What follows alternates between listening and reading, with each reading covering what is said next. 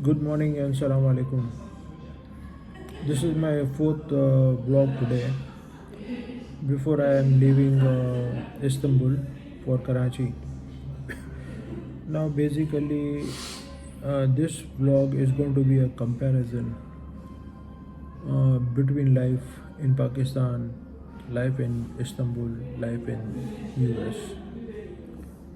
Uh, the purpose of this vlog is basically to give you an understanding about the quality of life, about the facilities provided by the government,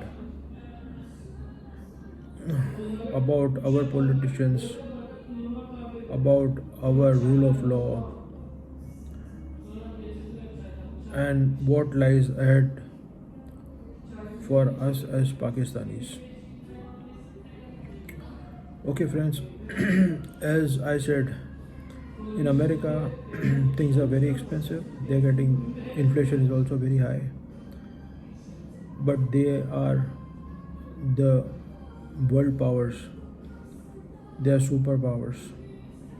They are number one in technology. I don't know about their financial situations and about there being uh, the dollar being the hegemony. Uh, they are ruling the world at present because the US dollar is the reserve currency. What will happen to that in the future?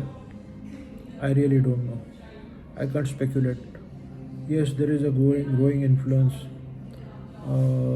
of another world order created by China, Russia, and other countries like Saudi Arabia, Iran, India, so many other Brexit countries. They are joining in, and how soon China will be able to become the number one power, have its own digital currency or acceptability of its currency all over the world, and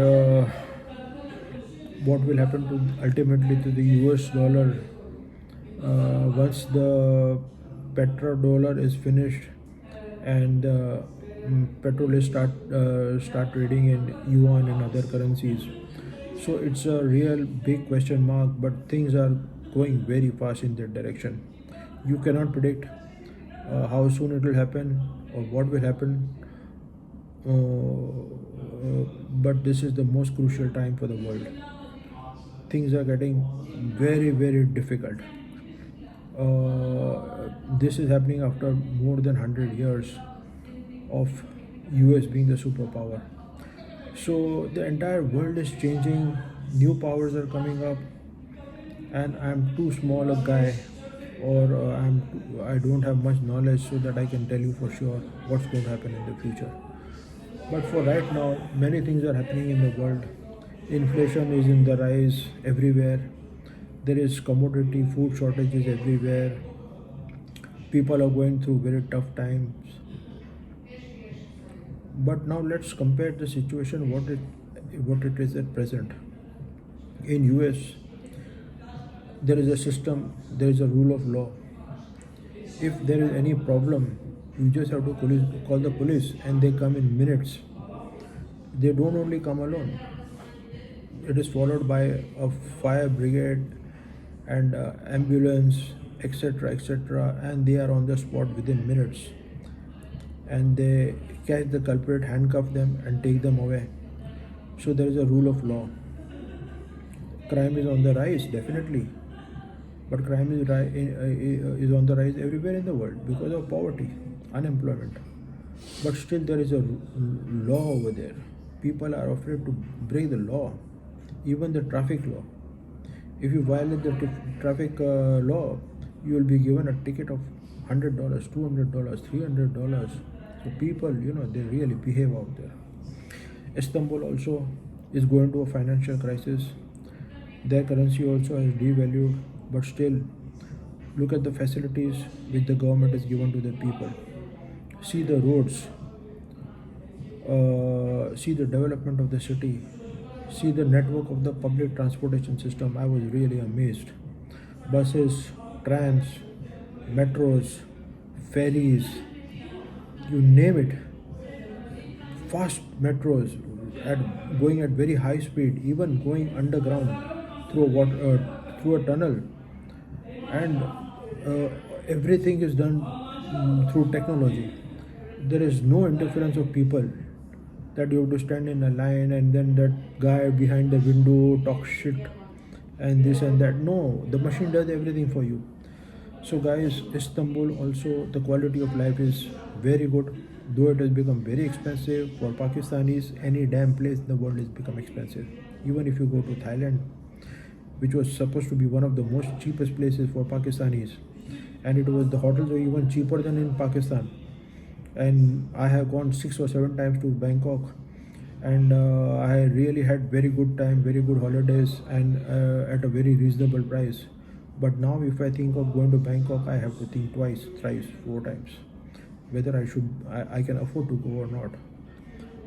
The cost of what I went to Bangkok, for example, 3-4 years back, if I go today, I'll be paying 3 times the price of each and everything. So traveling for Pakistanis has become almost impossible. The tickets are so expensive. If you take a ticket to US, it costs you around $1,300 return ticket for one person. So if you calculate into Pakistani rupees, 1,300, it's about 3-4 lakh rupees just for transport by air, and then other expenses, of course, visas and internal transport, food and all. Not cheap, man. So things are getting out of the reach of a lower class, middle class, upper middle class, because they are they have having difficulties making their own ends meet. And in Pakistan, it has become a shitty place in the last few months, especially after this regime change and these political uncertainties. They messed up the economy. Our politicians really need to be put behind the bars. I'm telling you very frankly. Put 100 people behind bars. Get the bloody looted money out from their pockets, from wherever they've invested in the world. Tell them to get the money back. And then punish them. Put them in prison for 10 years. Then only this country can change. I'm telling you very frankly, Pakistan is in a very difficult position because these politicians, they have ruined the country. And the problem is that we used to look at the army for help. Now the army has become their partners. The rangers have become their partners. They become mafias, land mafias. They become water mafias. They become transport mafias. The people are suffering. There is no development. There are no good roads. There is no water. There is no sanitation. There is no education. There is no health services. So we are in a real shitty place. Somebody has to bring our country out from this mess, and it's going to be difficult if somebody can. I don't have any faith now in the army, in the judiciary, in the election commission. All our institutions are crap now. They are all partners in crime. They are just busy making money and hand in glove with each other. First, we should rely on the army, that if the politicians are corrupt, if they are not doing a good job, we should tell the army, please come in, please come in. But now with the present lot, I don't have any hope. I cannot say 100% that these guys are going to help us out. No, not anymore.